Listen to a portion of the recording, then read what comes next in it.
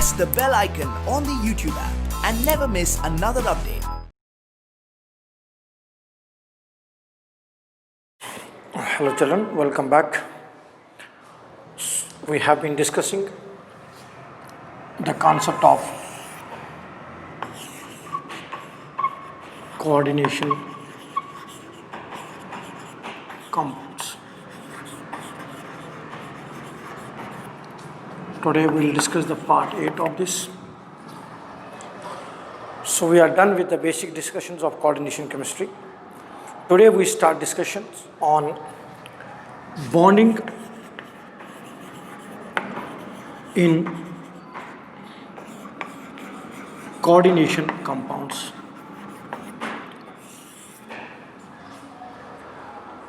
Warner's theory could not explain many things with respect to coordination compounds. Few of the things that it could not explain was color. It could not explain because we know D block elements and the compounds made by D block elements are usually colored. It could not be explained by Warner's theory of coordination compounds.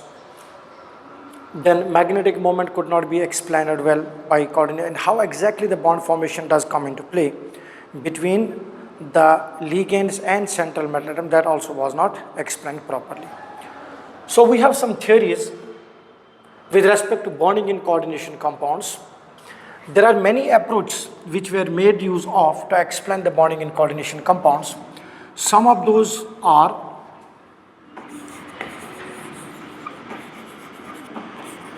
valence bond theory, second one, this is also called as VBT, valence bond theory. Then crystal field theory called as CFT. Then you have one more theory called as ligand field theory, that's called as LFT. And we have one more called as molecular orbital theory, so that's called as MOT. The most acceptable model of coordination compounds is these four theories, in which molecular orbital theory is the epitome of the theories which explain the bonding in different compounds, not only in coordination compounds. Okay, so our focus will be on these two theories, valence bond theory and crystal field theory. So a bit of modification in crystal field theory, and we are into ligand field theory. That's one more theory which explains bonding in coordination compounds. So let us have a discussion on one of the important theories of coordination compounds with respect to bonding, that is VBT, that is valence bond theory. So this is one of the important methods that we have got. So we have VBT. So we have valence bond theory. What we can do in valence bond theory, children, is we can break this valence bond theory into three important steps. First one is bond formation between metal, and the electrons are donated by ligands to the metal atoms. So technically we can think of a Lewis acid base reaction happening, because metal is a Lewis acid as it is accepting the electrons, and ligands are Lewis bases. We have already done in our previous discussion with respect to acids and bases. Okay. Second is hybridization. Now, when hybridization has to occur, it has to occur to provide orbitals of equal energy. And we have a basic thing, how many ligands are coming for bond formation, those many hybridized orbitals should be provided. So the second step in valence bond theory will be hybridization. And third step will be calculation of properties, like what? Magnetic moment, number of unpaired electrons, then talking about what type of complex is it. So before I move into all those discussions, let me explain some important things with respect to this valence bond theory. Keep this thing in mind. So we have three steps. One is the bond formation that occurs between metal and ligands. It can be considered as a Lewis acid-base reaction technically. So what does happen? What are different postulates with respect to valence bond theory? So few of the postulates with respect to valence bond theory are, first one, sigma bond formation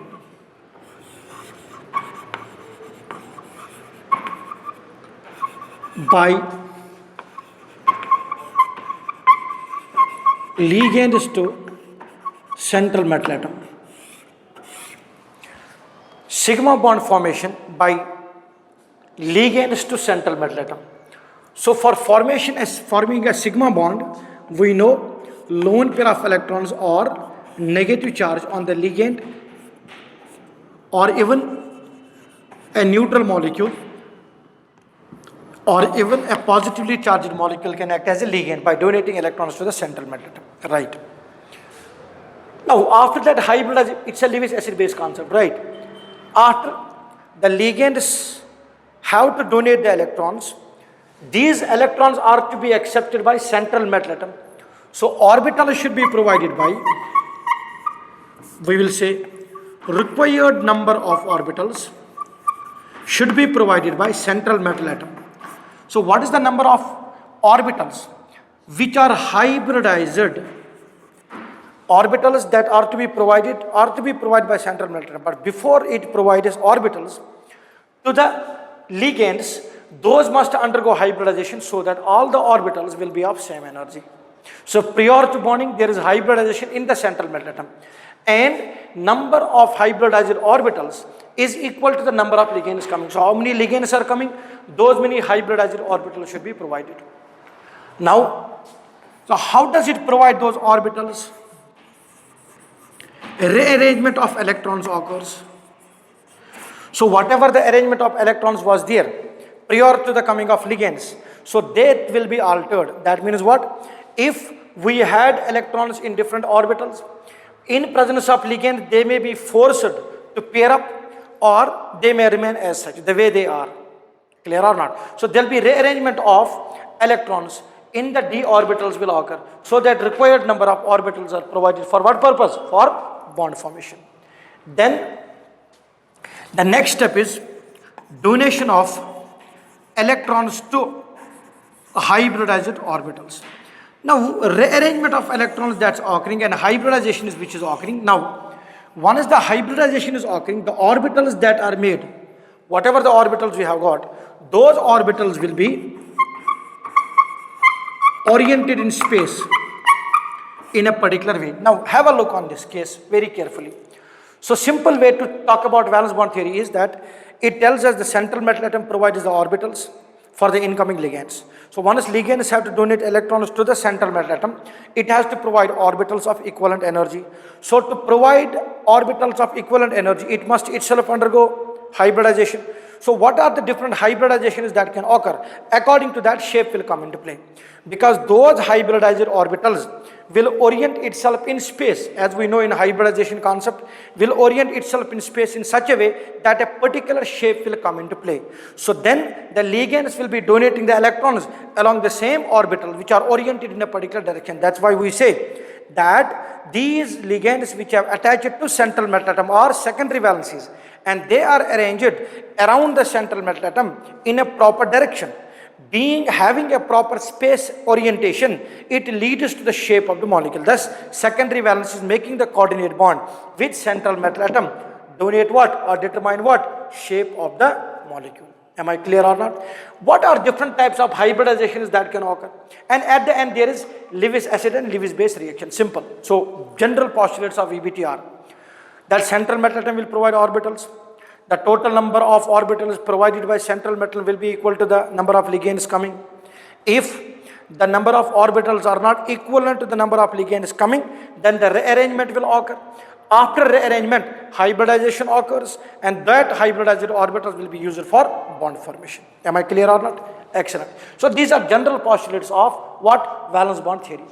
Now, when I say rearrangement and what are the different types of hybridizations that can occur, we have certain cases. Like what? If the hybridization is sp linear arrangement like Ml2 type of complex will be there. If the hybridization is sp3, it will be triangular planar. So it will be Ml3 type of ligand coming. If it is sp2, sorry. If it is sp3, then the number of ligands coming will be 4. So it will be Ml4 plus minus n. Shape of the molecule will be tetrahedral. Even we can have even Ml4 type of a complex plus minus n, but the hybridization will be dsp2. What's hybridization? dsp2. This will be our square planar shape. So when it is dsp2, what's the number of hybridized orbitals here also? 4, and here also it is 4. So it is Ml4, but when it is dsp2 hybridization, it means that one of the orbitals from D has been used for bond formation. Then you can have what? dsp3. It will be triangular planar bipyramidal. So it will be Ml5 complex plus minus n. Then you can have D2sp3 or sp3d2 hybridization. In this case, complex will be Ml6 type plus minus n, and it will be octahedral. These are general names and general diagrammatic analysis that I have taken into consideration here. So different types of hybridizations will give different shapes to the complexes respectively. Am I clear or not? Very good. Now let us have a look, children, on these different types of hybridizations, and when we talk about D2sp3 and sp3d2, what exactly does this mean? So we are in bonding in coordination compounds.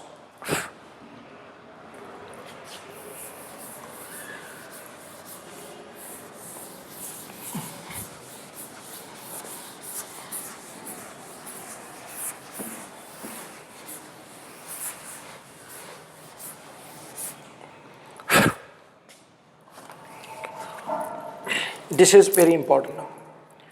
Look here, children. We have 3D, then we have 4S, then we have 4P, then we have 4D. So whenever bonding has to occur, if the incoming number of ligands are 6, example I am supposing, if the number of ligands coming are 6, and for hybridization purpose, you see here, what is n value here?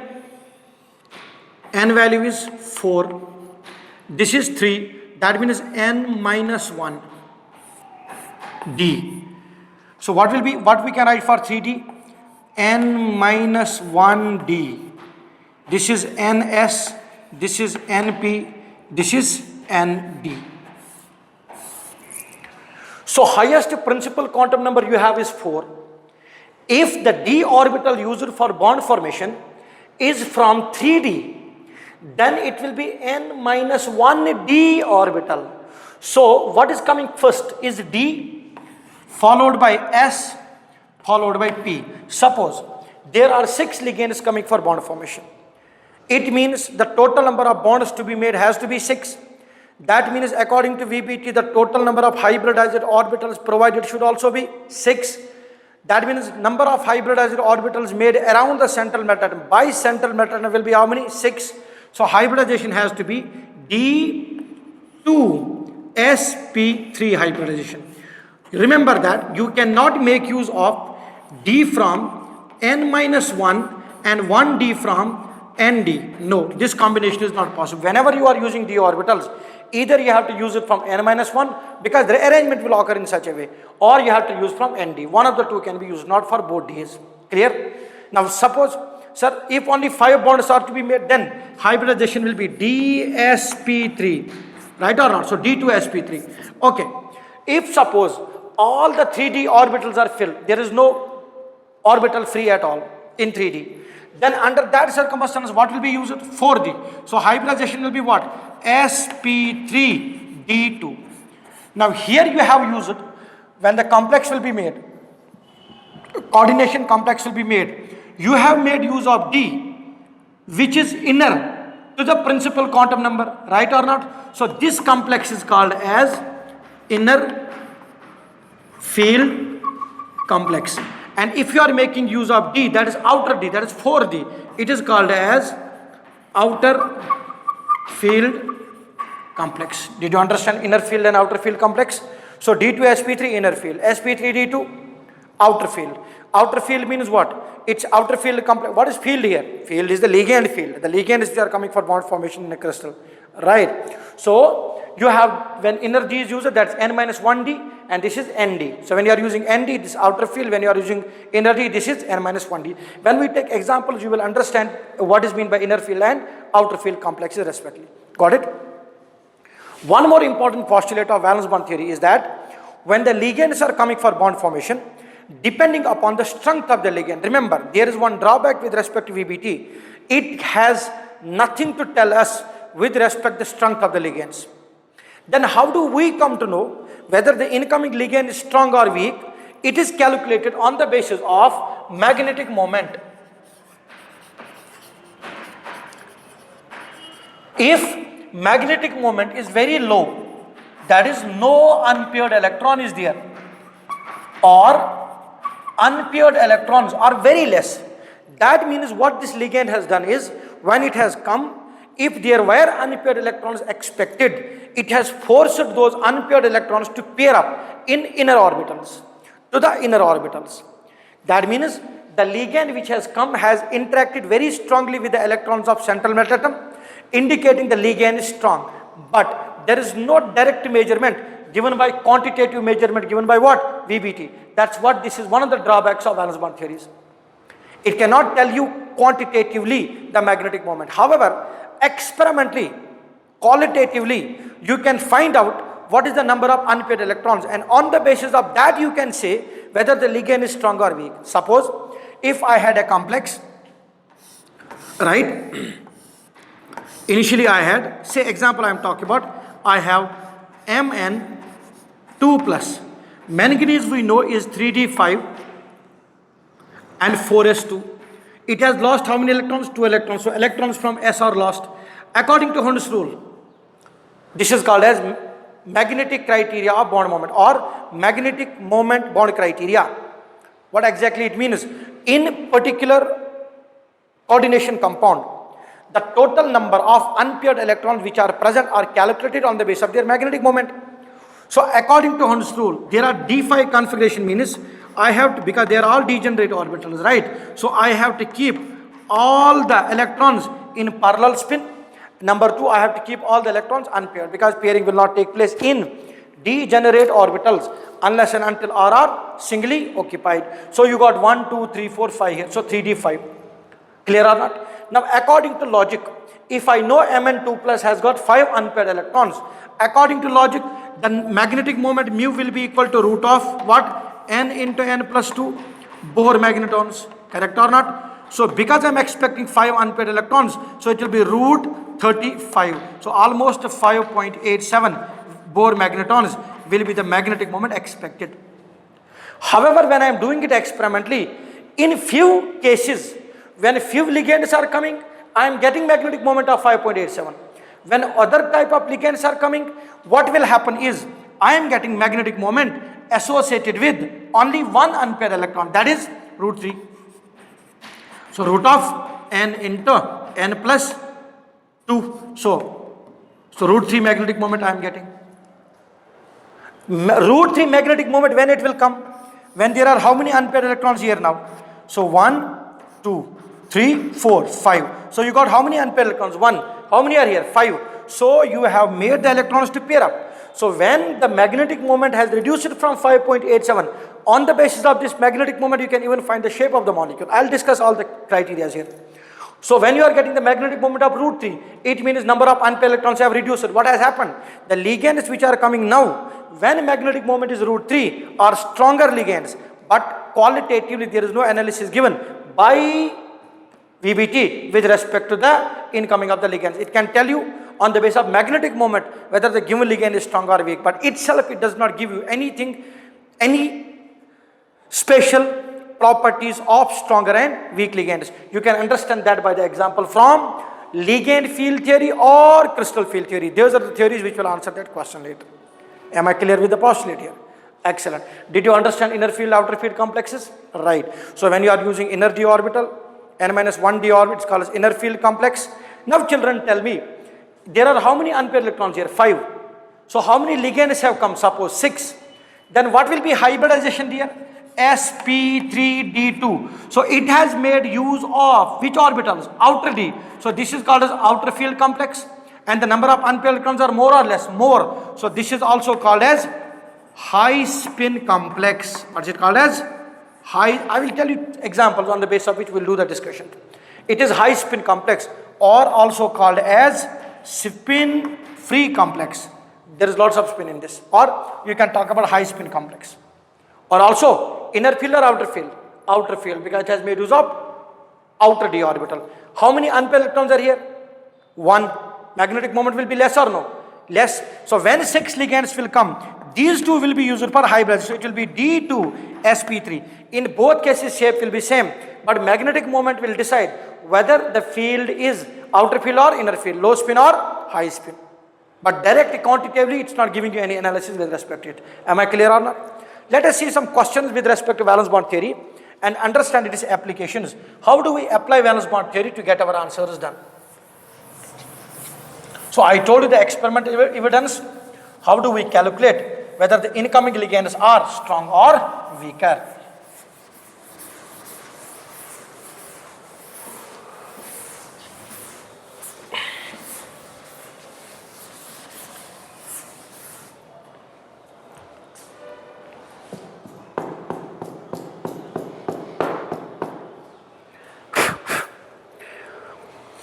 Let us take certain examples, children, on the basis of which we will understand these. Clear or not?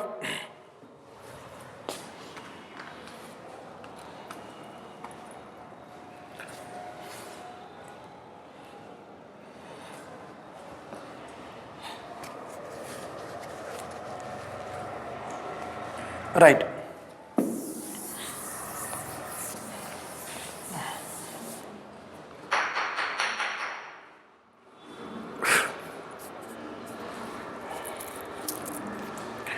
Let us talk about basic postulates first, basic things first.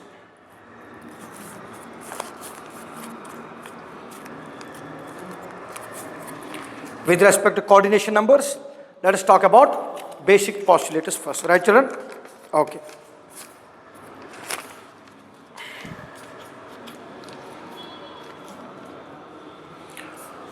First of all, let us talk about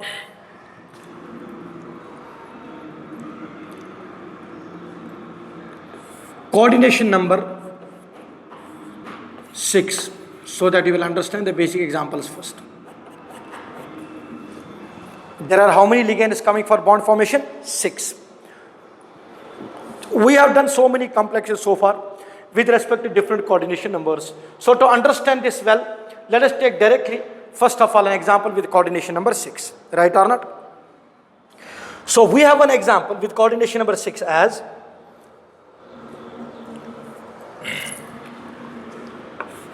K3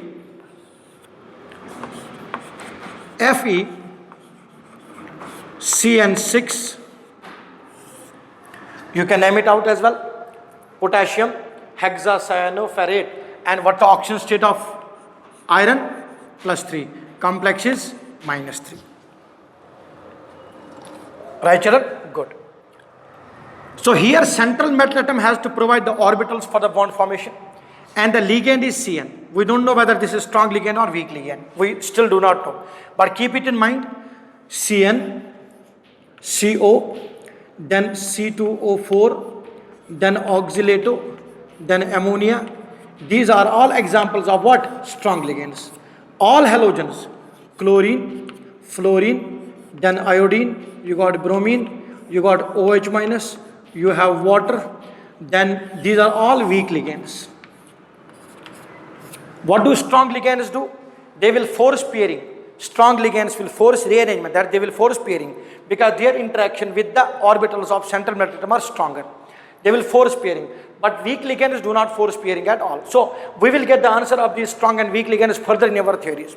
That is one of the drawbacks. I cannot directly tell you, but keep it in mind, C and CO, they are all strong ligands. Now, how to solve this question and find out the hybridization? Suppose if the question was, find hybridization, number 2, magnetic moment, number 3, they have asked you low spin or high spin complex, and number 4, they have told you inner or outer field. So these are the things that you have to find with respect to this question. Okay, chalo. Right. First of all, what you need to do is iron. Under what state? Fe3 plus. You need not write the full electronic configuration of this iron at all, because we need hybridization is a balance concept, right? So we will take into consideration the iron's outermost electronic configuration, and we know outermost electronic configuration of iron is 3d6 4s2. So we can make those orbitals of d. So 5s. So what is further outside? What do we have outside now? Still, this is 3d, this is 4s, then you will have 4p, then you will have 4d. Very good. Now 3d6 4s2 is the electronic configuration, but when you look on Fe, oxygen state is 3 plus. It has lost 3 electrons. 2 will be lost from S, 1 will be lost from D. Now the configuration of Fe 3 plus will be 3d5. So what exactly do we do? 1, 2, 3, 4, 5. Very good. But when you are calculating the magnetic moment of iron, keep it in mind, Cn is a strong ligand. So what do strong ligands do? They force pairing. Chlorine is a weak ligand. They won't force pairing. Halogens, OH group, NO2 minus is a strong ligand, NH3 is a strong ligand. So this is a strong ligand or weak ligand. Strong ligand, it forces pairing, and even magnetic data tells us the same. Magnetic data tells us that magnetic moment of this complex is only √3. And how can that be explained that √3 is a magnetic moment will indicate the number of unpaired electrons should be only 1. That's more experimental discussion that I am doing. Technically, what would be usually said during the discussion is, because Cn is a strong ligand, it will force pairing. Indeed, strong ligands force pairing. Why do they do it? VBT cannot answer it. It is to be answered, and it will be answered by crystal field theory. We will have a discussion there. Why color of coordination complexes comes into play? And we say coordination complexes are colored due to DD transition. Due to what transition? DD transition. But have a look here. All the d orbitals are of same energy. That is, they are not non-degenerate, they are degenerate orbitals. So, degenerate orbitals, there is no possibility of developing color when you are shifting an electron from one atom to other. We have learnt it in our first year topic of atomic structure, the concept of exchange energies. Here exchange can occur. Color drifting is not possible, because for color to come into play, you need to excite an electron from 2 different energy levels. One to other, the energy level difference should be there. And when the electron will come back to the ground state, what it will do is, electron coming back to the ground state will give some frequencies, give some radiations out with some frequencies, that if it is in the visible zone, we'll be able to see the color. And indeed, coordination compounds are colored. But this VBT cannot explain that, because all the d orbitals are of same energy. So you got 3D. Magnetic moment tells you it is √3. Because Cn is a strong ligand, it forces pairing. So when in presence of strong ligand, which one? Cn, what will happen? Pairing will occur. So children, what is happening here? 1, 2, 3, 4 and 5. So how many electrons total? 5. So they will pair up 1, 2, 3, 4. 1 will remain unpaired. So that one unpaired electron tells you magnetic moment of root of n into n plus 2. That's equal to √3 magnetic moment you are getting, because of that one unpaired electron. So how many D's are there now free? 2. Then we got 1s, then you got 3p. Because according to VBT, the total number of hybridized orbitals is equal to the total number of ligands coming. So how many ligands are coming for bond formation? 6. How many hybridized orbitals should be provided? 6. So 2 will be from D. This is D, right? This is S. This is P3. These will overlap with each other and result in the formation of how many? How many? 6 D2sp3 hybridized orbitals. If you want to write that separately, so we will have how many orbitals? We will have 6 orbitals. So all of these will be what? D2sp3. Each of this will be D2sp3 hybridized orbital. Now keep it in mind. Whenever you have D2sp3 hybridization, what will be the orientation of those orbitals in space? Tell me. So if you want to be more molecular here, what will be the orientation of those orbitals in space? Fast. It will be octahedral. That's the best geometry that you have for it. So we have metal atom in the form of iron. It has made 1, 2, 3, 4, 1 above the plane 5, 1 below the plane 6. These are what hybridized orbitals? D2sp3 hybridized orbitals. Have a look. When there is strong ligand, it has force-with pairing or not? Yes. So the number of unpaired electrons initially were 5. Now there is only 1 unpaired electron. That's why in presence of strong field ligand, the system becomes low. The system becomes low spin complex. So we answer this. Is it high spin or low spin? It's a low spin complex. What is the magnetic moment? It is √3 because only 1 unpaired electron will be there as such. Yes or no? So D2sp3 hybridization. These orbitals have been made here. So what will happen now? Ligand will be donating electron. This is ligand. Then you have ligand. Then you have ligand. Then you have ligand. Then you have ligand. And then you have ligand. So the shape of the molecule will be what?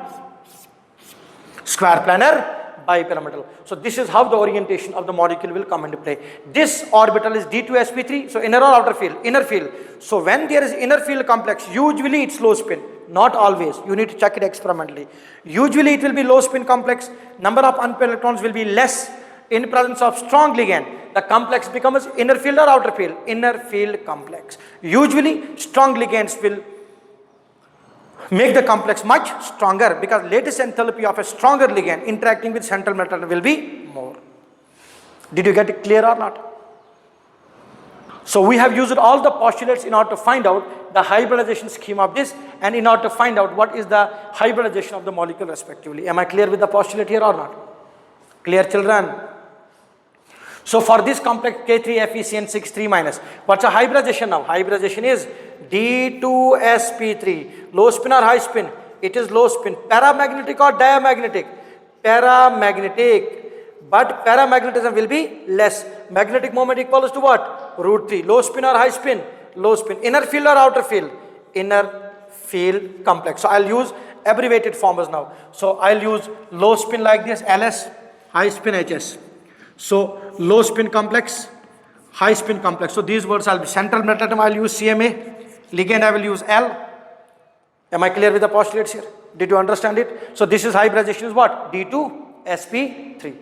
Am I clear here? Clear to all or not? Good. What if the complex is K4FeCN? Then what will be oxidation state of iron?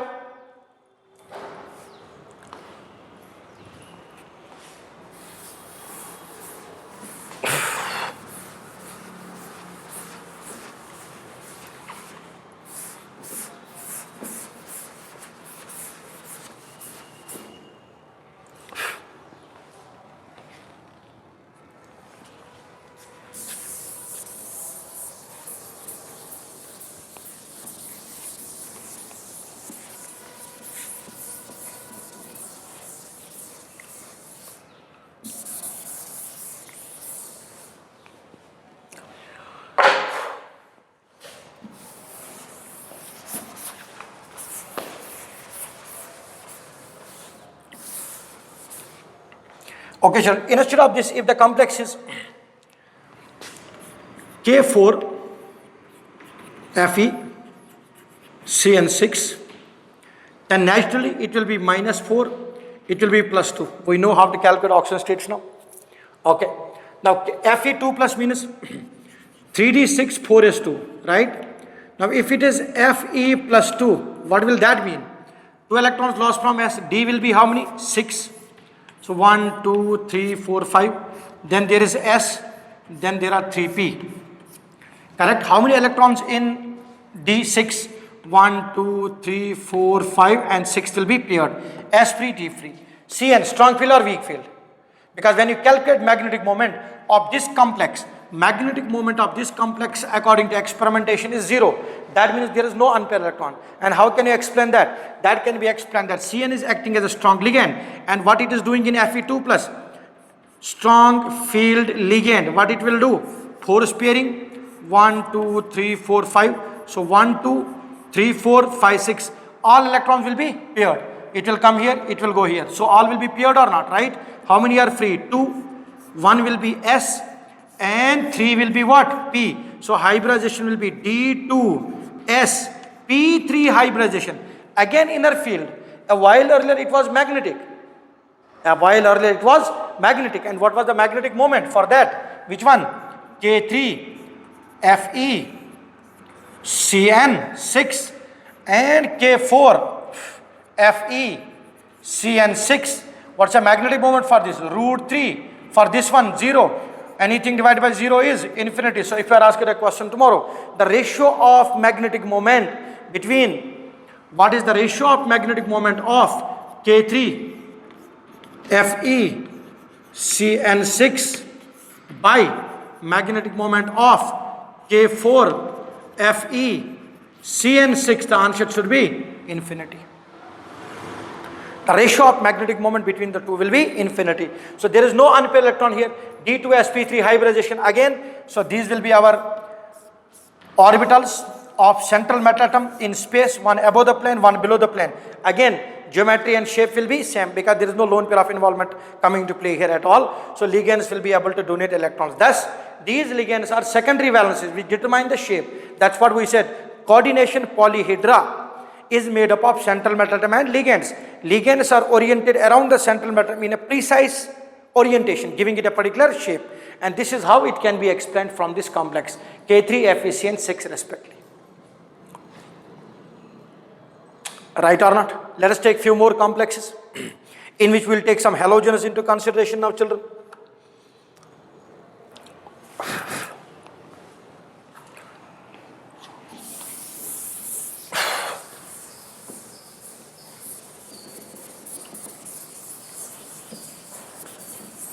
I'm only talking about coordination number 6 first.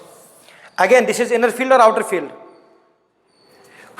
K3, inner field or outer? K4, inner field or outer field? Again, inner field. Low spin or high spin? Low spin or spin bound complex. Clear or not? Magnetic moment 0. Hybridization D2sp3. So for both +3 and +2 oxidation state having iron, there is low spin complex formation. One is having magnetic moment, one is not having, but both are inner field complexes because both of these are made by strong field interaction with the ligand systems. Let us take one more example, children. Coordination number 6 only. CO F6 coordination system closes 3 minus. Name will be hexafluorocobaltate. Because oxidation state you can calculate here. So let us suppose for cobalt it's X. This will be -6 equals to total oxidation state 3 minus. I have used the general oxidation rules. So X equals to -3 plus 6. That makes it +3. So cobalt will be under what state? +3 oxidation state. It's understood to all of you. Then cobalt atomic number is 27. And atomic outermost electronic configuration will be 3d7 4s2, right? Scandium, titanium, vanadium, chromium, manganese, iron, cobalt, nickel, copper, zinc. It is 27. So 20 and +7, 27. 4s2 means calcium and +7. Now D7 and S2 electrons are there, correct or not? But cobalt is under +3 oxidation state. So I will write for cobalt 3 plus, it will be 3d. So it is 3 plus 2 lost from S, 1 lost from D. It will be 3d6. Clear or not? Let us draw those. So what is that? 3D.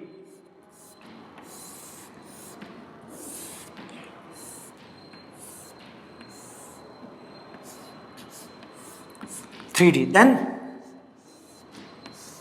4s, then 4p. Again, a while earlier, in K3 FeCN6 and K4 FeCN6, in both cases you use d orbital inner, right? So it was n minus 1d complex that was used here. Now here the number of electrons in d are how many? 6. So we have 1, 2, 3, 4, 5, and 1 will be paired. So there are 4 unpaired electrons. When you calculate the magnetic moment of this complex, it comes root of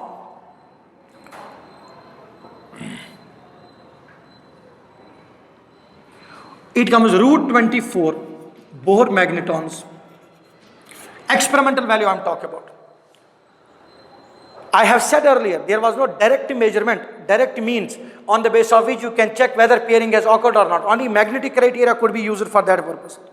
But then, due to crystal field theory, I am using the word here that Cn is a stronger ligand, C2O4 stronger ligand. Usually, the ligands which are able to chelate are also stronger ligands. CnCO is also a stronger ligand. Ammonia is a stronger ligand. All halogens are weak ligands. Hydroxy group is weak ligand. Then water is itself a weak ligand because water is a borderline ligand.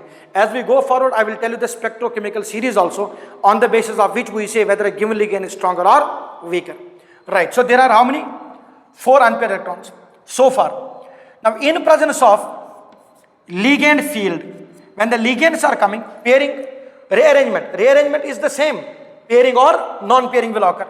Because fluorine is a weak ligand and magnetic criteria also tells magnetic moment is root 24, it means there are 4 unpaired electrons in this. So in ligand field also, the outermost electrons will remain as such, paired here, then unpaired, unpaired, unpaired and unpaired. So this is our 3d orbital. This one is 4s, this is 4p. Now have a look. All the d orbitals have electrons in them at all. Thus d cannot be used for hybridization. Why? Because you have to provide the hybridized orbitals which are vacant, so that the electrons can be donated by metal atom to that vacant orbital. To that metal atom's vacant orbital, electrons can be donated from where? Ligand. If it is occupied by the electron, then a ligand is donating 2 more electrons. An orbital cannot accommodate more than 2 electrons. This is our Pauli's principle. No 2 electrons in atom can have set of all 4 quantum numbers same, right? So you cannot put the 3rd electron in the orbital by giving 2 electrons to it. So if there was some pairing happened, then orbitals would be free. But there is no orbital free as such because magnetic moment tells us there are 4 unpaired electrons. Then our question remains for 4s, then 4p. Now we will make use of, this is 4d now,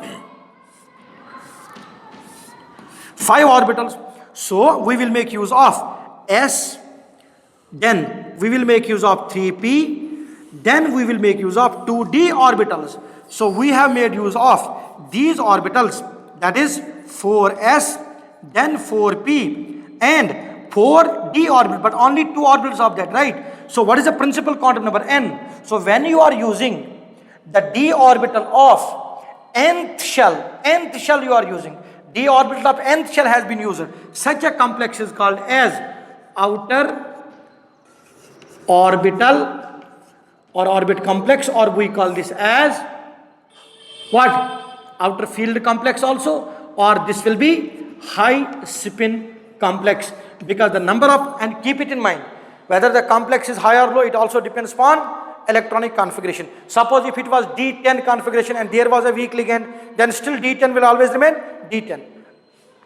I will tell you till what effect is not there configuration wise at all. So we got 4s, 4p and 3d. So hybridization will be sp3 d2. Again it will make how many orbitals? 6. So metal atom. So 1 orbital, 2, then 3, then 4. Then 1 above the plane, 1 below the plane. So I'll write it here, 1 above the plane, 1 below the plane. So these will be the regions which will be oriented in a particular direction in space. So electrons will be donated by ligands to these hybridized orbitals which are having a perfect geometry and a perfect shape. Clear? Now think, if this orbital is occupied, you cannot donate the electrons to the same. Thus, the rearrangement is necessary. And when rearrangement comes into play, you can, by VBT, because by that time, we were not knowing why CN is acting as, why COCN, they are acting as a strong ligands. So they are forcing pairing itself. So here you can see that COF6 is what? Inner field or outer field? This is outer field. High spin or low spin? It is high spin. What's the magnetic moment equal to? Root 24. What's the hybridization? sp3d2. For which complex? COF6 3 minus. Are you getting it or not? Clear? So we can directly make use of different other examples so that we can understand it out clearly. Or yes or no?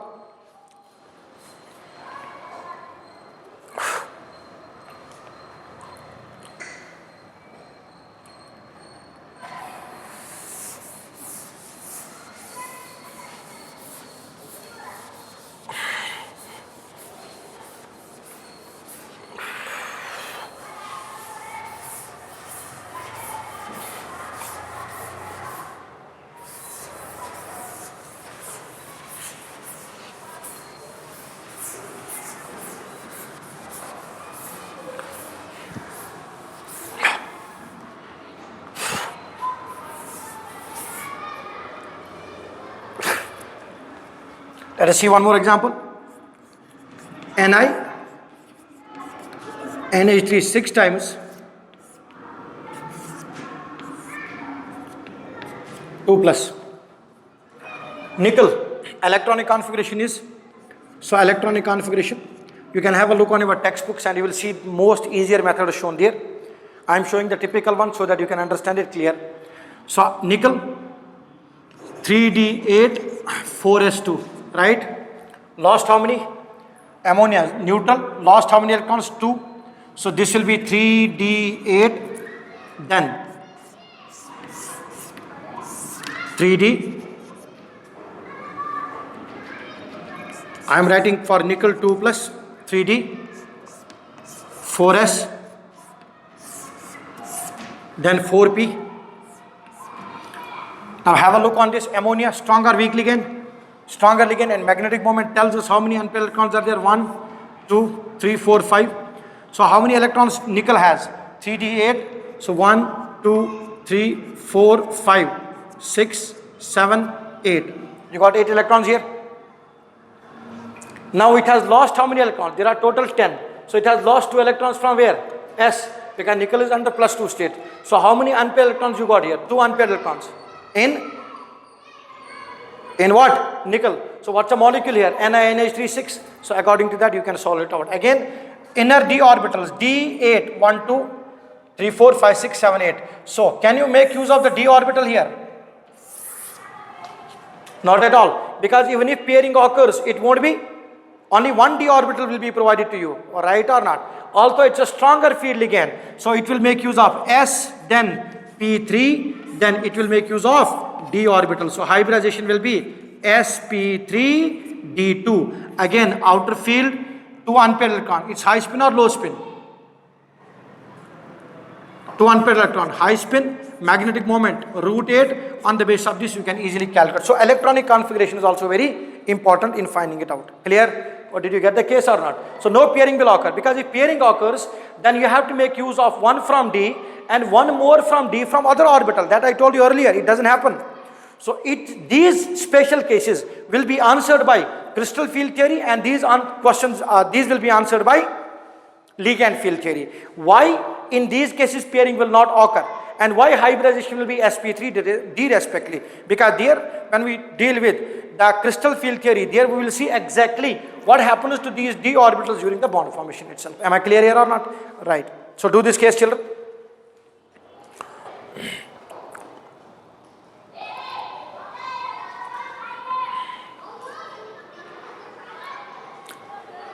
Clear? So this is with respect to what? Coordination number? Coordination number 6. Even, can you try for these children? FeCl 6 times 3 minus. Try for this. Then you can try for Cr NH3 6 times, 3 plus. Then you can try for CrOX thrice, 3 minus. Keep it in mind, this is a chelating ligand, so it will be a strong ligand. You can calculate the effective atomic number for these coordination numbers as well. Am I clear with this postulate? Am I clear with the examples of EBT or not? Clear? Right. Solve for these two children. Quick.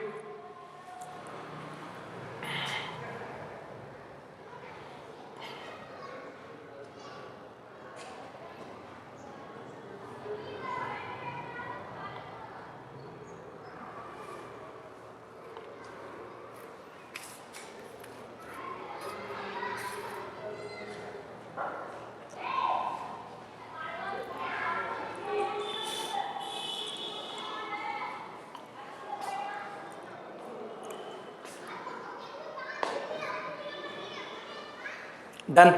Very good. Let's move forward.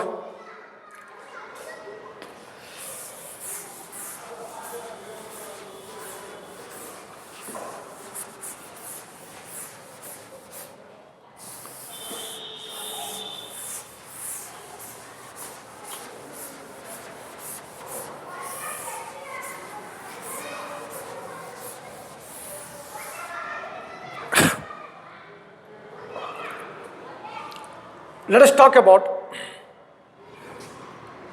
VBT approach for coordination number 4. So in coordination number 4, I said hybridization can be sp3 or dsp2. When it is sp3, it will be tetrahedral, and when it is dsp2, it will be square planar. And again, magnetic moment helps in solving these questions for us. Let's take first example into consideration, children, to understand the coordination number 4 is Ni. I'm giving basic examples first. NiCl4 2 minus. Don't show it by square bracket. NiCl4 2 minus. Again, we will go to the basic case. What is that? We'll go to the basic case, electronic configuration of nickel. Here it is chlorine, -1 charges.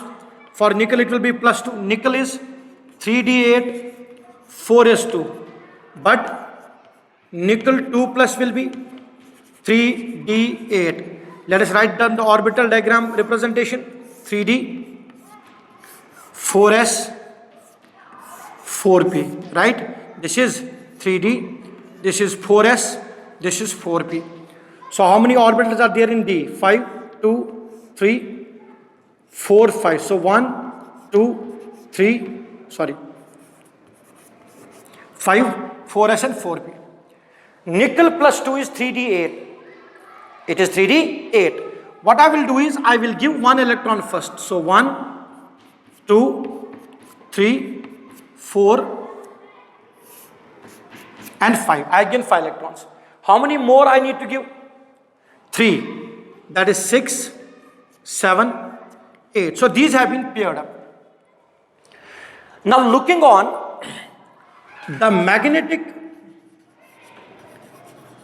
moment of this complex, it comes equal to √8.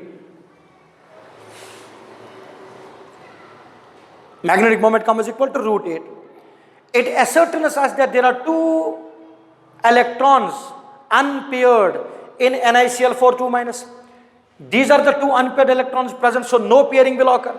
And also we know halogens are chlorine, it's halogen, it's a weak ligand, so it won't force pairing. So the rearrangement of the electrons does not occur. Now there are 4 ligands coming. How many orbitals should be provided? 4. So what happens is 1s combines with what? 3p orbitals. Results in the formation of 4 sp3 hybridized orbitals. So what do we have here? Nickel. And nickel is hybridizing. It is 1s and 3p orbitals. It will make how many?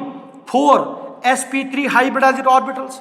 And once it is sp3 hybridization, what's the basic geometry it has? Tetrahedral. 1, you got 2, you have third, and you got fourth one here.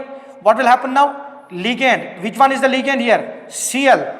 Ligand, Cl, ligand, Cl, and ligand, Cl has donated the electrons to it or not? So we are getting a tetrahedral shape. What's the bond angle? 109 degrees, 28 minutes. We know basic hybridization has come into play here. So because 1s and 3 p orbitals have combined, so it is 4s and 4p. Not only 4s, 4p, 5s, 5p can also occur and result in the formation of sp3 hybridized orbitals. In this case, chlorine being a weak ligand, it does not force any pairing at all. And first of all, actually, directly I cannot say chlorine is a weak ligand here, because unless and until I know why different ligands are weak and why many are strong. So it can be answered by spectrochemical series also. It can also be answered on the basis of colors. It can also be answered on the basis of absorption of different wavelengths. That we can see only once we are done with crystal field theory, once we understand crystal field theory, because there it's more molecular approach in understanding these ligand central metal atom interactions. So hybridization is sp3 here. Am I clear or not? So total number of orbitals provided by central metal atom is equal to total number of ligands coming. So 4 ligands coming, 4 hybridized orbitals have to be provided, and these are 4 hybridized orbitals because they will overlap with each other and result in the formation of 4 sp3 hybridized orbitals, and the shape of the molecule be tetrahedral. Now tell me, so it's low spin or high spin? Weak ligand, so it's high spin. Magnetic moment is √8. So there you cannot talk about n-1d or nd, because there is no usage of d orbitals at all, right? There is no use of d orbital. Okay, sometimes if the hybridization comes dsp3, understand how many bonds are there? 5. So the geometry will be triangular bipyramidal. Sometimes it can be sp3d. This means we have made use of 3d, and here we have made use of what? 4d. Okay, let us change the case. I said a case of NiCl4. Let me alter this case a bit.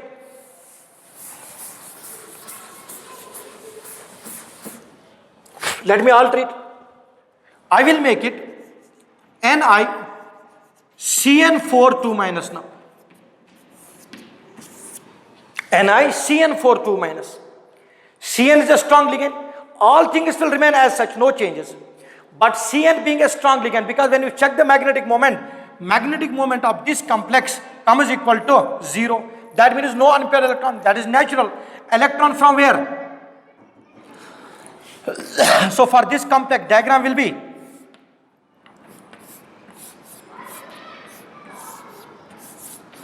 so this is 3d, this is 4s, this is 4p. What will get? 1, 2, 3, 4, 5. What will get? 1, 2, 3. Now d has how many electrons here? D. Again 3d8. So 1, 2, 3, 4, 5, 6, 7, 8. Cn strong ligand or weak ligand? Strong ligand. It forces pairing or not? So you got 1d free, right? So 1d, 1 4s and 2 4p will combine.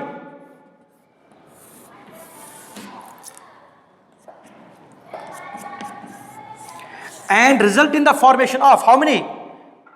1, 2, then 3 and 4. Result in the formation of 4 dsp2 hybridized orbitals. 1d from 3, s from 4s, 2p from 4p. Result in the formation of 4 dsp2 hybridized orbitals. Once you are getting 4 dsp2 hybridized orbitals, in our next discussion, I mean to say in crystal field theory, we will discuss out which d orbital has been used. It is actually dx square y square. And why? We will see it there. So 4 dsp2 hybrid orbitals have been made. And once we have made use of d, pairing has occurred. This dx2 to y2 is square planar in nature, x square y square. Alright? How is the d orbital oriented? It's like this.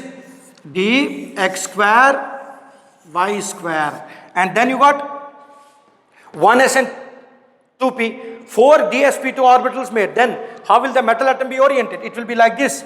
Nickel 1, 2, 3, 4. Cn ligand, Cn ligand, CN ligand. So tell me, what will be the shape of the molecule? It will be perfect square planar. Magnetic moment, 0. High spin or low spin?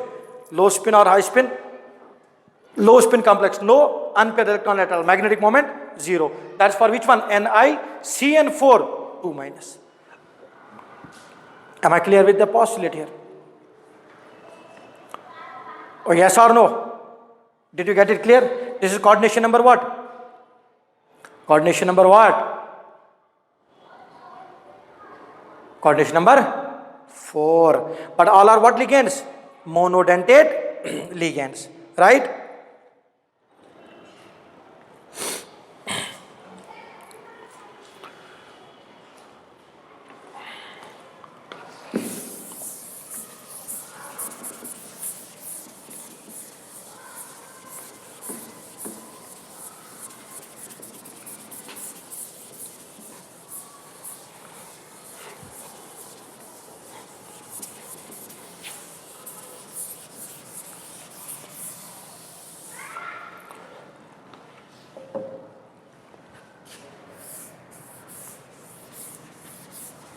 Okay, let us continue with one more coordination number of same, coordination number 4 only.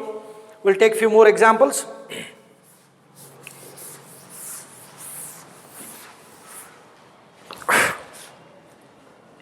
Say children, we have the complex Zn NH3 4 times charge of +2.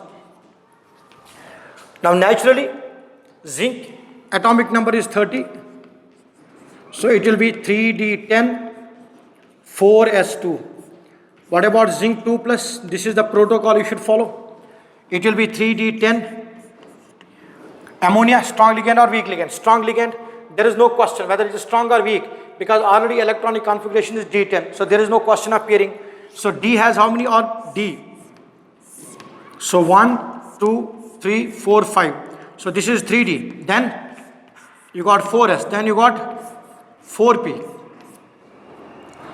This is 4s, this is 4p. How many electrons in D10?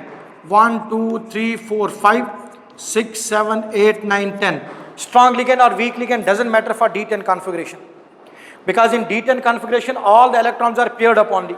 So the only thing that is possible is, how many are coming for bond formation? 4. How many orbitals should be provided? 4. So 1s and 3p will combine, result in the formation of 4 sp3 hybridized orbital. Any unpaired electron? No. So magnetic moment 0.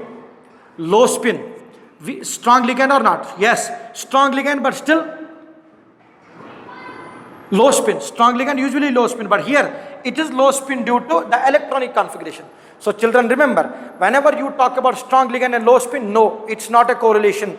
Whenever there is strong ligand, usually it will be low spin complex, but you have to look on electronic configurations also. So hybridization will be sp3, magnetic moment 0, low spin, and as usual zinc will make 4 hybridized orbitals which will be oriented tetrahedrally, and ligands will be donating the electron. In the present case, the ligand donating the electron is nitrogen from ammonia. Am I clear? So for all these atoms, you can even calculate coordination numbers as well. You can take one more example into consideration, children.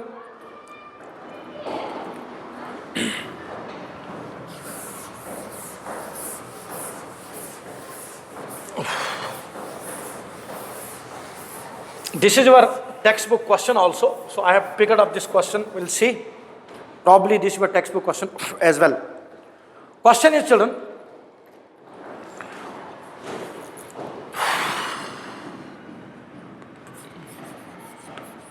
hybridization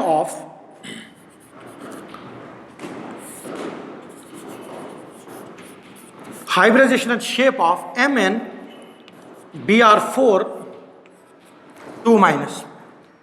When it is magnetic moment is given to you as root 35. So magnetic moment root 35 is close to 36. That means number of unpaired electrons obviously has to be 5. Correct, because magnetic moment equals to root of n into n plus 2. Solve for that. Root of 5 into 5 plus 2. So that is root 35 is the magnetic moment which is given to you. So number of unpaired electrons will be 5. Now manganese atomic number is 25. It is 3d54s2. According to this logic, the number of electrons lost by manganese will be 2. So I'll write manganese 2 plus here. It will be 3d, 4s and 4p. I won't mention d because d is not involved here. So this is 4s, this is 4p, correct or not? And these are our 2, 3, 4, 5. These are our 5d orbitals. Manganese 2 plus lost how many electrons? 2 electrons. So it has lost 2 electrons from S. There is no electron in S at all. Yes? So total electrons 5. So 1, 2, 3, 4, 5. According to logic, magnetic moment root 35. So this should be the electronic configuration and arrangement. So D is completely occupied. No rearrangement will occur. Bromine anyhow is a weak ligand, so it won't force pairing. Number of unpaired electrons will be 5. Magnetic complex. Magnetic moment root 35. Now there are 4 ligands coming. 4 hybridized orbitals should be made. So what will happen is 4s will combine with 4p. 1 4s will combine with 3 4p, result in the formation of 4 sp3 hybridized orbitals. So what will we have? Manganese 1, 2, 3, 4. Remember children, there's a basic thing that you need to keep in mind. Whatever is the hybridization you are getting, according to that hybridization you need to draw the shape. Draw the geometry. Suppose sp3 hybridization, geometry is tetrahedral. Then if any lone pair of electron is coming, put that lone pair in one of the orbitals. That's it. That is the discussion that we have done in chemical bonding profusely and clearly during our first year discussion. Clear or not? So I will not go into deeper details of that at all. So then the electron will be donated by ligand. And what's the ligand here? Bromine. Then you will have bromine. Then you will have bromine. Then you will have bromine. Donating the electrons to central beta atom, and you can see that arrangement will be what? Again we will have tetrahedral arrangement coming to place. So you will have tetrahedral shape of the molecule. So MnBr4 has sp3 hybridization. So I said magnetic moment can help us to find out hybridization. How? Because magnetic moment will tell you the number of unpaired electrons in D respectively. Am I clear children? Similar way you can talk about polydentate ligand systems also. Sir, what if we have a complex like this? Pt, NH3 twice and Cl twice. In this case, one is a weak ligand, one is a strong ligand. Remember, the impact of strong ligand will always be pairing, and this chlorine will help in pairing at that time.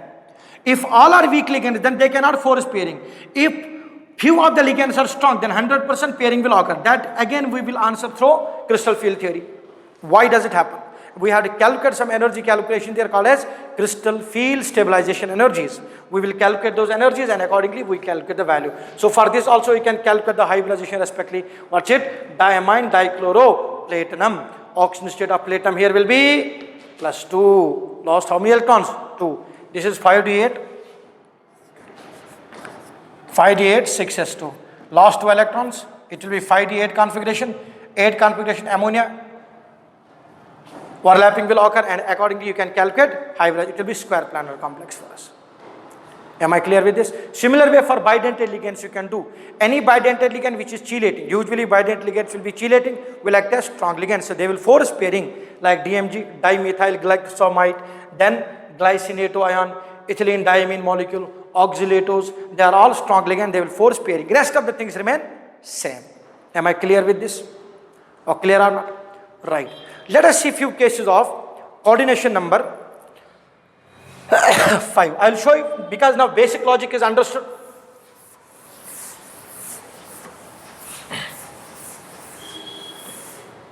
Say, we have a complex of FeCO 5 times. Now here you know coordination number is 5. So hybridization will be either sp3d or dsp3 depending upon d inner is used or d outer. So if inner d is used, pairing has occurred, or if electronic configuration is like that, and if outer d is used, we will have to see. Here iron has 0 oxidation state. So iron 3d6 4s2. This is iron. Because there is no oxidation state in case of Loss gain has not occurred here, so it will be 3d6, 4s, then you got 4p as well. Then you have 4d there. So 1, this is 3d, this is 4s, this is 4p, then you have 4d. Okay, 3d, 2, 3, 4, 5, okay. d6s2, so 1, 2, 3, 4, 5, 6. And s has how many electrons? 2. Now when you look on magnetic moment of this, you will find out magnetic moment of this complex is, magnetic moment is 0. It's not affected by magnetic field, it is strongly repelled by magnetic field, indicating that the number of unpaired electrons in the complex are 0. Even you can do that out as well, because we know CO is a strong ligand, so it will force pairing.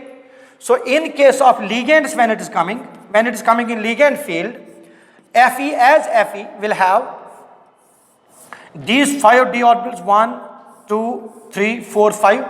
They will pair up or not? 2 are already paired. This will pair up here. These will pair up here. An electron from 4s will be shifted into one of the 3ds, because outer electrons will be shifted to the inner fields due to repulsions exhibited. Not due to repulsions exhibited, but because the amount of energy required for pairing will be less. That we'll see in our crystal field theory again. So 1d is free here now. Then S is also free. Then P3 is also free.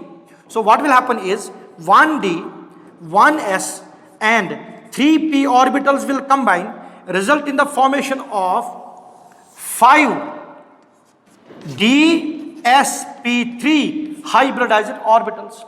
And those dsp3 hybrids have got 5 orbitals, strong field again. It's a low spin complex. Magnetic moment is 0 here, because there is no unpaired electron. Then what is the best shape of dsp3 5 bonds around the plane? Triangular, planar, bipyramidal. So it will be what? D. Which orbital? Iron. So one orbital, one here, one here, one here. Triangle complete or not? So donation of electrons, donation of electrons, donation of electrons from where? CO. This is also CO. This is also CO. Then one above the plane, one below the plane. So this is one more here. Then there is one more. Donation of electron from where? CO. Donation of electron from where? CO. So it is triangular planar. 1, 2, 3 pyramid. So then 1, 2, 3 pyramid. So that if you open it out, it will be like this, children. So we got iron here. 1 CO. 1 CO. 1 CO. So how many COs you got? 3. If I turn it upside down, it will be CO, CO and CO. In the middle we have got iron. Then one above the plane, one below the plane. Triangular, planar, bipyramidal. That is dsp3 hybridization. Even sp3d hybridization will be of same shape and geometry. But the only difference, children, will be there, that instead of using the d orbital from 3d, it will make use the d orbital from 4d, depending upon two cases.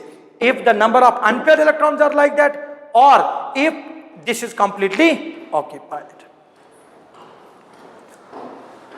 Am I clear?